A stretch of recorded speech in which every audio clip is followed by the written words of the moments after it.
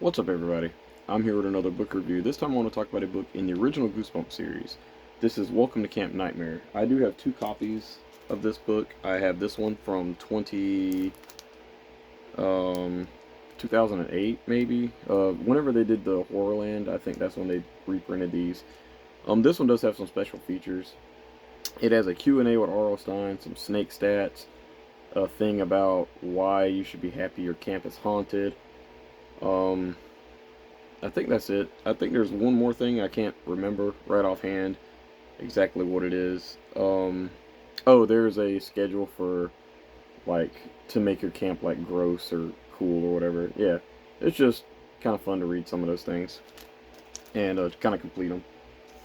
I only have two copies of this book, and I'm surprised because I could have swore that I had the 2003 remake or reprint issue, but apparently I don't. If I do, I couldn't find it. This is the I don't know if this is first print or anything like that, first edition. So yeah, the story itself, I did take notes. So if you see me kind of glance over here at my little notebook, that's all I'm doing. And I didn't really take a lot of notes. I just kind of had to remember which order everything happened in. And I know I was gonna get something confused. And there's like a good bit of characters in this book too, so um, forgive me if I get some of the names wrong or something like that. But yeah, so I'll start with a little bit of nostalgia for this book. When I was a kid, I read this book. I want to say I read it on the school bus, and I finished it. We had this little thing in class where we'd put our heads down, and after we finished a test, and if you didn't want to put your head down, you could read. And I want to say I was like one of the only ones that would do this, like read this book. And I remember I was very close to finishing this book, and I finished it like in class, and I put it up, and I read the ending, and I was like, wait, what? And I sat there for a while and kind of thought about it. And, I only read the book one time.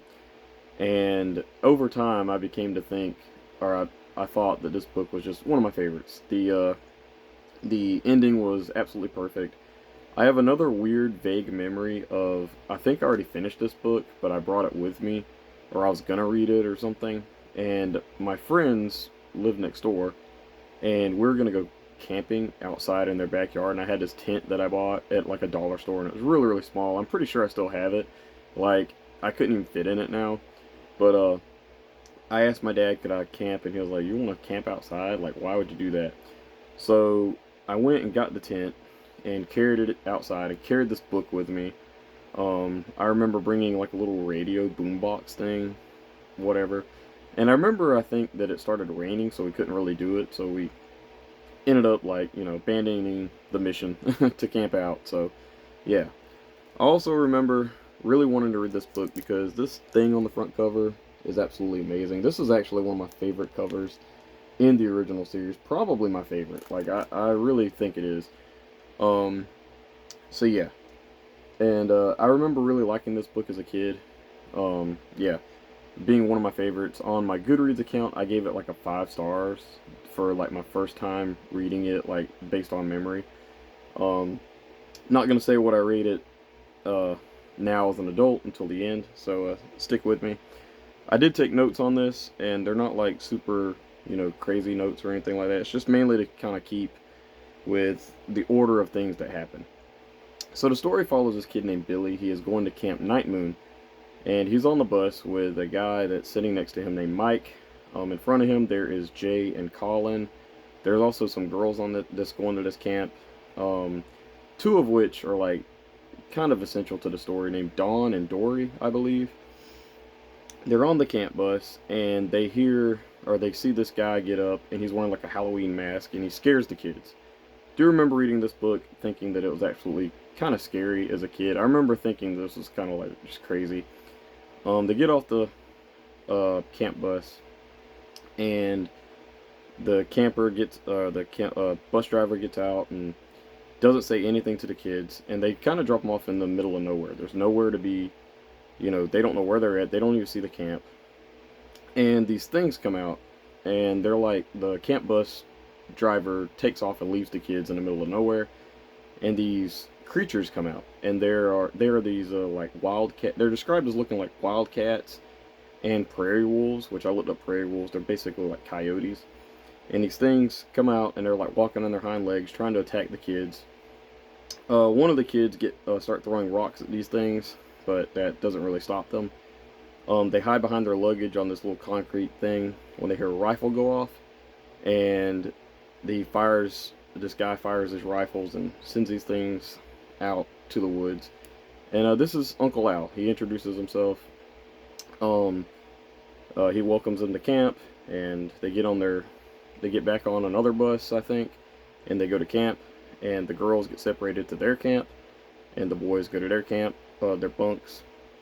And Billy is in a bunk with Colin, Jay, and they meet the guy named Larry, who is their camp counselor guy. So he brings like their bed sheets that they sleep in and all that, tell them to make up their bed. And Larry is very just kind of rude, you know. And he hands them their bed sheets, and the kids start like making up their bed. They hear Billy is like on the top bunk, and they hear this guy named Mike. He screams, and he looks over there at them, and there's these two snakes like laying in the middle of the bed. And one of the kids accidentally like push Mike, like kind of slaps him on the back, and the snake bites him on his hand. And of course he's very terrified, and he says he's gonna go get a nurse. So he takes off, and the Billy and the other guys grab the sheets and wrap the snakes up in a blanket and throw them outside. Larry comes back and he informs them there is no nurse. So yeah, after this we get to a campfire, and you can't have a Goosebumps camp book, I don't think, without a campfire. Mike can't really do anything because his hand is hurt and all this crazy stuff. So they go to camp, and they're at the campfire, and Uncle Al kind of goes over the rules of the camp. He mentions there's this bunk called the Forbidden Bunk. You can't go in there, and like you get in trouble, I guess, if you go in there. Larry kind of stops the guys off to the side, and he tells them there's this thing called Saber that is loose in the woods, and if you go out past dark, it'll get you, which is pretty terrifying.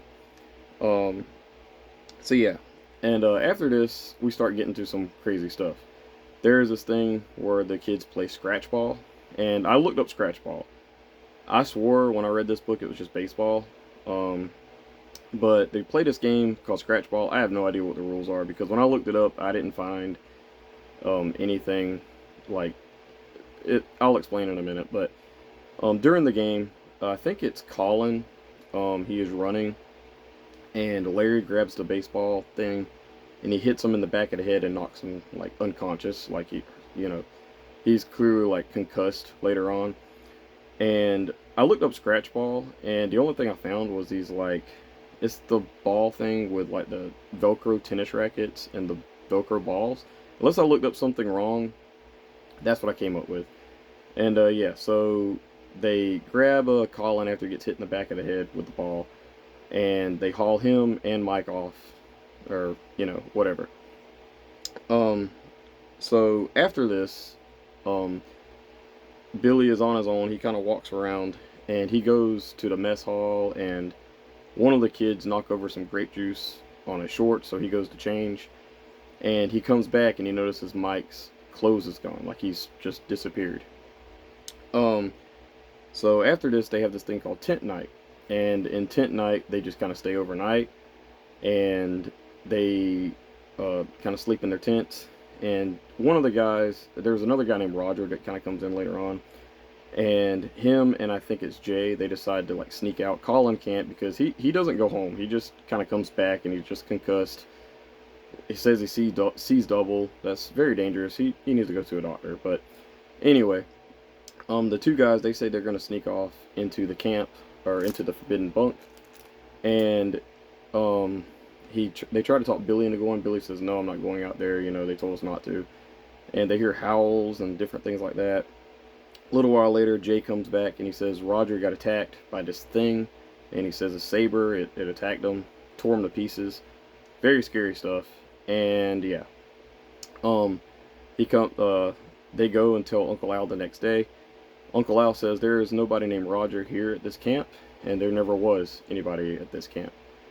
Um, Billy ends up kind of sneaking off, and they go swimming. I think that's what happens next. Yeah, they go swimming, and the two girls kind of pop up, and they grab Billy and say they're gonna sneak off because some of the same stuff that are happening here are happening at their camp. They said some girls are disappearing.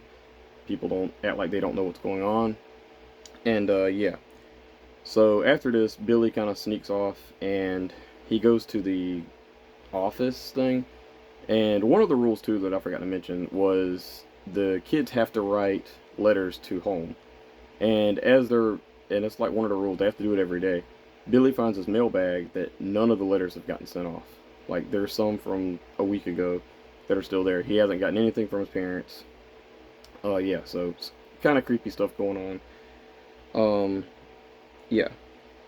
So after that, the next morning, I think it is, Larry says that he's going to take, or Larry has this guy named Frank come over. He's another counselor. And says that he's going to take Jay, and I think Colin on a hiking trip. They go, and surprise, surprise, they don't come back. We don't see them anymore. They just kind of disappear.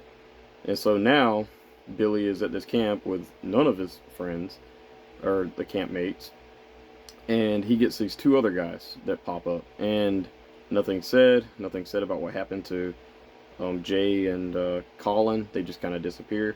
He even looks for them in the mess hall the next day, and Uncle Al won't reveal anything. And I also forgot to mention, there's a payphone that the Billy is supposed to call he wanted to call his parents, and he goes and looks, and the payphone is fake. So yeah, weird, crazy things start happening. And the hiking trip, he can't find he asks Uncle Al, he doesn't reveal anything. And yeah, after this, there is a scene that I actually didn't remember either, and that is where they go canoeing, and it's very dangerous. And Larry and the two new guys that end up staying with Billy, I know one of them's name is Chris, I think. I don't remember what the other guy's name is, but long story short, they're in the canoe, and the canoe like tips, and Larry falls in the water. Billy saves them, and I think the other two kids disappear if I remember right. So yeah, and this kind of leads to the climax, and the climax is very high tension, very crazy. Um, there is a reveal about what's actually going on, and it is one of those you either love or you hate. I personally love it. It's one of my favorite endings in the Goosebumps series in general. So yeah, and essentially that's just Welcome to Camp Nightmare. I started reading this before I went on vacation, and I actually put it up and didn't want to read it for some reason. Like, the book's good. It's just, this is kind of one of those books like Stay Out of the Basement, Haunted Mask, where I know a lot about what happened. But this one just didn't hit like Stay Out of the Basement and the Haunted Mask for me. I don't know what it was, but I didn't really have a lot of fun. I mean, I had fun with this book, but a lot of it, it's kind of felt like kind of a chore to read this. It wasn't as fun as the other two. And with that being said, this wasn't one of my favorite camp books as a reread. As a kid, this was one of my favorites. As an adult, it's still good. It's still one of my favorites too, but not as much as a favorite as a kid. Yeah, Welcome to Camp Nightmare, I give it like a 4 out of 5 stars. I do think it's a strong book in the series, but there are two that I'm very surprised at that I actually prefer over this now. And I thought about it, and I was like, wow, I can't believe one of those books in particular is just so high on my liking list, I guess, that it's insane. But yeah, 4 out of 5 stars for me for Welcome to Camp Nightmare. The ending is great. The tension is very good. There are some scary moments. The climax, I forgot to. It involves rifles too, but they turn out to be something a little less than rifles. They're like tranquilizer guns, but still, it's very crazy for what Billy is told to do. If he finds there's two girls that try to escape, and Uncle Al tells him, he's like, you need to fire these at the two girls, and you find them, shoot them, which is insane. Yeah. Welcome to Camp Nightmare, I don't think is a perfect Goosebumps book, but I do think it's very high. Yeah. I give it a 4 out of 5 stars. Not my favorite camp book um, in the original series, and not my favorite Goosebump book at all in the original series. But yeah, still a high regard like I highly regard you read this. I do think that you will love it, or you'll either you won't like the ending, but I do think you should try it out and kind of see what it's like. Mainly for the ending. Just kind of get far and yeah. Welcome to Camp Nightmare. I give a 4 out of 5 stars. Please let me know in the comments below, what did you think about this book? Is it one of your favorites still after all these years? Yeah. I think that's it for me, guys. Bye.